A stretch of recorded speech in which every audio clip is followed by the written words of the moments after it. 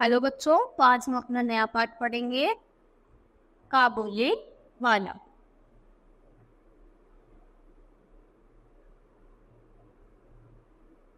मेरी 5 साल की लड़की ने से घरे भर के बोले बिना नहीं रहा जाता। 7 साल में जन्म लेने के बाद, भाषा सीखने के बाद उसने केवल 1 वर्ष का समय खर्च किया था। उसके बाद से जब तक वह जागती रहती है, एक पल भी चुप रहने में नष्ट नहीं करती। उसकी माँ बहुत बार डांट कर उसका बहुत कर देती है, किंतु मैं ऐसा नहीं कर सकता। तो ये क्या होती है, इसकी बेटी होती है और वो बहुत ही ज्यादा बोलती है, उसको बोलना अच्छा लगता है। तो उसकी मम्मी तो उसको चुप करा देती है डांट कर, और जो उसके पापा है वो उसको डांट नहीं पाते। एक दिन सुबह मेरे पास आकर बोली, बाबूजी, रात में यहाँ दरबान काक वो कौवा कहता है, वह कुछ नहीं जानता ना बाबूजी। तो इससे पहले कि मैं कुछ कहता, उसने दूसरी बात छेड़ दी। बाबूजी, भोला कहता है कि आकाश में हाथी सोन से पानी फेंकता है, इसी से वर्षा होती है। अच्छा बाबूजी, भोला झूठ बोलता है ना? तो क्या करती है, क्वेश्चन की लाइन लगा दी थी कुछ कुछ बोल बोल कर। इस बार भी मैंने उत्तर की प्रतीक्षा किए बिना वह अचानक पूछ बैठी, बाबूजी, माँ तुम्हारी कौन लगती है? मैंने कहा, मीनी, तू जा भोला के साथ फिर, मुझे कुछ काम है। मिनी वहीं खेलने में लग गई। मेरा कमरा सड़क के किनारे है। अचानक वह खेल छोड़कर खिड़की की ओर दौड़ी और जोर से चिल्लाने लगी, काबुले वाले, ओ काबुले वाले। कंधे पर मेवों की झोली लटकाए एक लंबा सा काबुली धीमे चाल से सड़क पर जा रहा था। जैसे ही वह घर की ओर आने के लिए बोला, मिनी अंदर भाग गई। तो पहले उसको आवाज लगाई, और जैसे ही वो आ गया तो फिर मिनी भागकर अंदर आ जाती। उसके मन में यह बात बैठ गई थी कि काबुली वाले की झोली में तलाश करने पर उसे जैसे 2-4 बच्चे मिल सकते हैं। काबुली वाला मुस्कुराता हुआ अंदर आया। उसे बुलाकर कुछ न खरीद कर मुझे अच्छा लगा। मैंने उससे कुछ सौदा खरीदा। फिर वह बोला, बाबूजी, आपकी लड़की कहाँ गई? तो मैंने मीनी के मन को दरगूर करने के लिए उससे बुलवा लिया। काबुली ने झुंडी से कुछ किशमिश और बादाम निकाल कर मीनी को देने चाहे, लेकिन उसने कुछ नहीं लिया। उसको क्या करती है, कुछ नहीं लेती, क्योंकि वो डरती है। डरकर वह मेरे घुटनों से चिपक गई। काबुली यह उसका पहला परिचय था। तो देखो, वो दूर से ही उसको चिल्लाती थी, और जब उसके पापा ने उसका डर कम करने के लिए उसे बुलाया, तो वो उसने किशमिश दे रहा था, पर उसने उसको नहीं लिया। कुछ दिन बाद मैं किसी आवश्यक कार्य से बाहर जा रहा था। मैंने देखा कि मिनी काबुली से खूब बातें कर रही है और काबुली मुस्कुराता हुआ सुन रहा है। मिनी को अपने पिता के अलावा ऐसा धैर्यवान श्रोता नहीं मिला था। श्रोता जो सुनता है, तो अभी तक सिर्फ उसके पापा ही उससे सुनते थे, पर आज उसने देखा कि जो काबुली वाला है वो उसको बड़े ध्यान से सुन रहा है। मुझे पता लगा कि काबुली प्राय प्रतिदिन आता है। उसे किशमिश बादाम देकर नीली के छोटे से हृदय पर अधिकार कर लिया।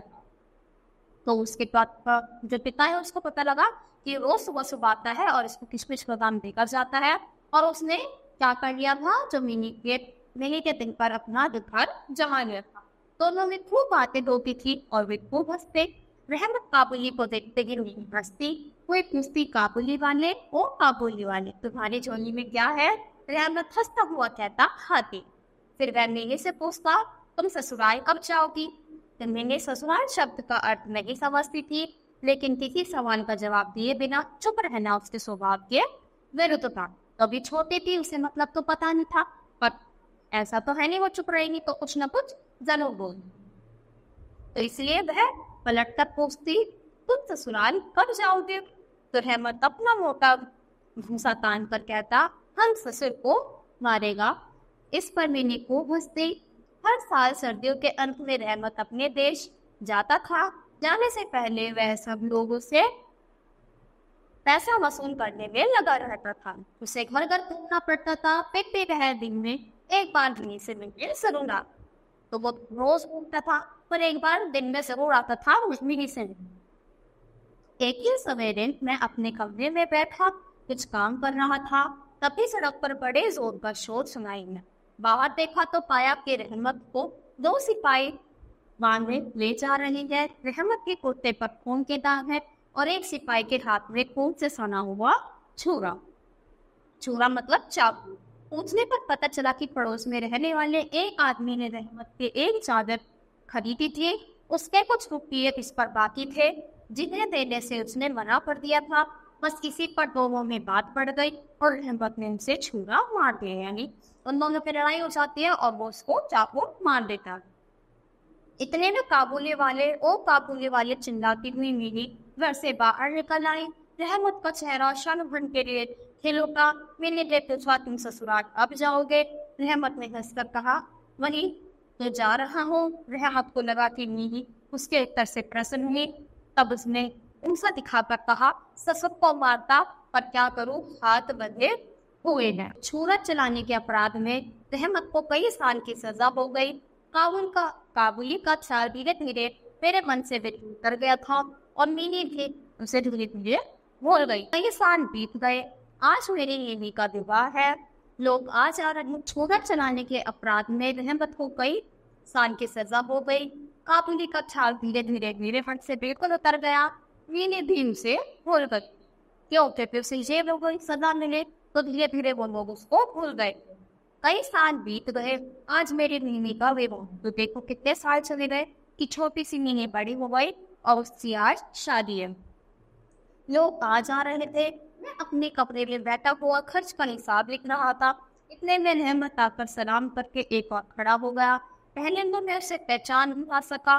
उसके पास ना तो झोली थी और न चेहरे पर पहले जैसी खुशी। ध्यान से देखना तो पहचाना कि ये रहमत है। मैंने पूछा क्यों रहमत, तुम कब आए? कल ही जेल से छूटा हूँ, उसने बताया। सुनकर तारों में जैसे खटका हुआ।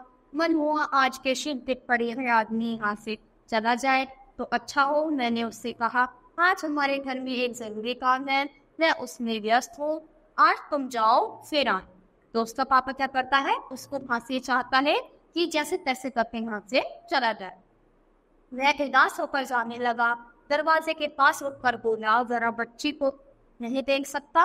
शायद उसे यही विश्वास था कि मीनी अब भी बच्ची ही है और पहले की तरह काबुली वाले चिल्लाते हुए दौड़ती आएगी। मैंने कहा आज घर में बहुत काम है, उससे मिलना नहीं हो सकेगा। वह कुछ उदास हो गया और सलाम करके दरवाजे से बाहर चला गया। मैं सोच रहा था कि इनसे वापस बुलाओ। इतने में मैं स्वयं ही लौट आया और बोला यह थोड़ा सा मेवा बच्ची के लिए था, उसको दे दीजिएगा। तो क्या करता है, वो आज भी बच्ची के लिए मेवा लेके आया था और बोलता है कि ठीक है मैं तो जा रहा हूँ पर उसको दे दे। मैंने उसे पैसे देने चाहे पर उसने कहा आपकी बहुत मेहरबानी है बाबू साहब, पैसे रहने दीजिए। फिर जरा ठहर कर बोला आपकी बेटी जैसी मेरी भी एक बेटी है, मैं उसकी याद करके आपके बच्ची के लिए थोड़ा सा मेवा दे आया करता हूँ। मैं यहाँ सौदा बेचने नहीं आता। तो बोलता है कि जैसी आपकी बेटी है मैं उसको अपनी बेटी की तरफ मानता हूँ और इसीलिए मैं उसको ये देने आ जाता हूँ, बल्कि मैं सौदा करने नहीं आता। उसने अपने कुर्ते की जेब में हाथ डालकर कागज का एक टुकड़ा निकाला। देखा कि कागज पर छोटे से हाथ के नन्हे पंजे की छाप है। हाथ में थोड़ी कालिक लगाकर वह छाप ले ली गई है। अपनी बेटे की याद को छाती से लगाकर रहमत हर साल कोलकाता की बबिंग सौदा बेचे आता था। यह देखकर मेरी आंखें भर आई। सब कुछ भूलकर मैंने उसी समय मेरे को बाहर बुलाया। विभाग की पूरी पोशाक और गहने पहने हुई मिनी शर्म से सिकुड़ी मेरे पास आकर खड़ी हुई। उसे देखकर रहमत पहले को सब पका गया। उससे पहले जैसी बातचीत करते ना बना। बाद में वह हंसते हुए बोला लस्सी सास के घर जा रही है क्या? तो क्या था, पहले तो उसे विश्वास ही नहीं हुआ इस बच्ची की शादी हुई है, पर फिर क्या करता है वो उससे पूछ ही लेना। मैंने अब सास का अर्थ समझती थी। मारे शाम के उत्साह वो लालो। मीनी के जाने के बाद रहमत एक गहरी सांस लेकर वहीं जमीन पर बैठ गया। उसकी समझ में यह बात एक स्पष्ट होगी कि उसकी बेटी भी इतने दिनों में बड़ी हो गई होगी। इन 8 वर्षों में इस पर क्या बीती होगी कौन जाने। वह उसकी याद में खो गया। मैंने कुछ रुपये निकालकर उसके हाथ में दिए और कहा रहमत तुम अपनी बेटी के पास अपने देश लौट जाओ, तुम्हारे मिलन सुख में मेरी मीनी का भी कल्याण होगा। तो बोलते हैं उनको कुछ पैसे देकर कि जाओ अपने देश में चले जाओ और अपने बेटी से मिलो, और यहाँ पर क्या होगा, मतलब तुम भी अपनी बेटी से मिलो और यहाँ पर मेरी बेटी भी खुश रहेगी। तो इसी के साथ बच्चे पाठ हमारा मेकअप खत्म होता है। आज के लिए इतना ही। Thank you.